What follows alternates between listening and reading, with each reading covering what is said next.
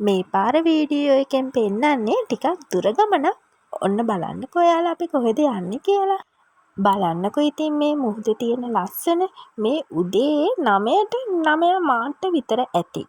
ඉතින් ඔයාලා හිතන්නකෝ අපි කොහෙද ඇවිල්ලා ඉන්නේ කියලා. ඇත්තටම අද අපි ආවේ හික්කඩුවේ කොරල් පර බලන්න. අපි දැන් මේ බෝට් එකෙන් මුහුදේ මැදට යන ගමන් ඉන්නේ.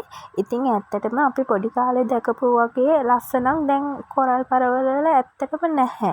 ඉතින් අපි පොඩි කාලේ දකිනකොට කොච්චර ලස්සනට ඒවා තිබ්බද. දැන් ඉතින් ඒවා විනාශ වෙලාද. මේ කෘතිම ඒවා තමා දැන් ගොඩක් හදලා තියෙන්නේ. ඉතින් මාළු නම් හරිම ලස්සන මේ ලස්සන මාළු හිටියා.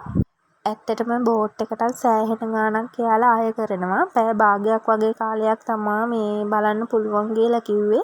ඇත්තටම ඉතින් එච්චර කාලයක් බැලුවේ නැහැ. පැය කාලක් වගේ තමයි මේ බැලුවේ.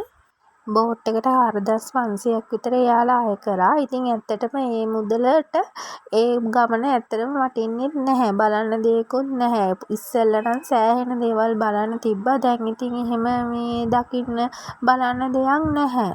මේ දවසේ වැඩි සෙනඟ හිටියේ නැහැ පොය දවස නිසා. ඉතින් අපි කොහොම හරි ඒ ටිකත් බලාගෙන ඊළඟට යන්න තීරණය කරේ හුම්මානටයි. යන අතරතුර නම් වීඩියෝ කරන්න මට බැරි වුණා. ඉතින් මේ හෙට හුම්මානට ගිහින් තමා මේ වීඩියෝ කරන්න ගත්තේ. මේ බලන්නකො මේ මුහුදේ තියෙන ලස්සන ලා නිල් පාටට හරිම ලස්සනයි. අපි හුම්මානි ගිය දවසේ වාරකන් කියලා මේ රැල්ල උඩට ගැසුවෙත් නැහැ. ඉතින් අපිට මොකුත් බලන්න උනේත් නැහැ. ඒක නිසා ඉතින් අපි චුට්ටක් වටපිටාවේ ඇවිදලා පොඩ්ඩක් වීඩියෝ කරලා මේ ඉතින් ආවා. ඇත්තටම තේරුමක් උනේ නැහැ. ඒ හුම්මානි ගිය ගමනිනුත් මේ ඉතින් බලන්න කිසි දෙයක් උනේ නැහැ. ඒ වුණාට බලන්නකො මේ මුහුදේ තියෙන ලස්සන අවුව වැටිලා මුහුද හරිම ලස්සනයි. ඊට මෙහායෙන් මුහුදට බහින තැනක් තිබ්බා. ඊට පස්සේ අපි එතනින් බැහැලා රැල්ල පාගලා ටිකක් විනෝද වෙලා ෆොටෝ ගහලා ඇවිදලා කළා. ඉතින් හිමින්සැරේ ඊට පස්සේ අපි ආයේ ආව වාහනේට.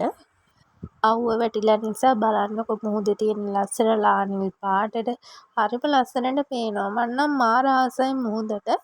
හුම්මානට ගිහිල්ලා ඉතින් අපිට බලන්න දෙයක් නැතුව නිසා මෙතන ටිකක් වෙලා ගත කරලා අපි ආයේ වාහනේට නැගලා ආයේ අපි මේ ආවේ කිරින්දට. කිරින්දෙත් අපි හිමින්සරේ ඇවිදලා කරලා වැඳලා කරලා දැන් මේ ඇති හවස 5ට විතර ඇති. ඉතින් ඊටත් හිමින්සරේ බැහැගෙන යනවා. හරි ලස්සනයි. ඉතින් පන්සලට මේ පේන විදිය ඔයාලටත් පේනවා ඇති. පොඩ්ඩක් බලන්නකො හරි ලස්සනයි ඉන්න බැහැගෙන යන විදිය. හිමින්සරේ මේ ටිකක් වැඳගෙන දැන් හවස් වුණ නිසා අපි තීරණය කරේ නවතින තැනට යන්න. ඉතින් දැන් කෙලින්ම කොහෙමවත් මග නවත්තන්න නැතුව නවතින තැනට යන්නයි හදන්නේ. අපි සෙල්ල කතරගම කිට්ටුව තමයි නවතින තැන බුක් කරේ. ඉතින් එතනට ගිහිල්ලා ඉතින් වොෂ් එකක් දාගෙන කරගෙන ඊළඟ දවසේ තමයි කතරගම ඇවිදින්න තීරණය කළේ.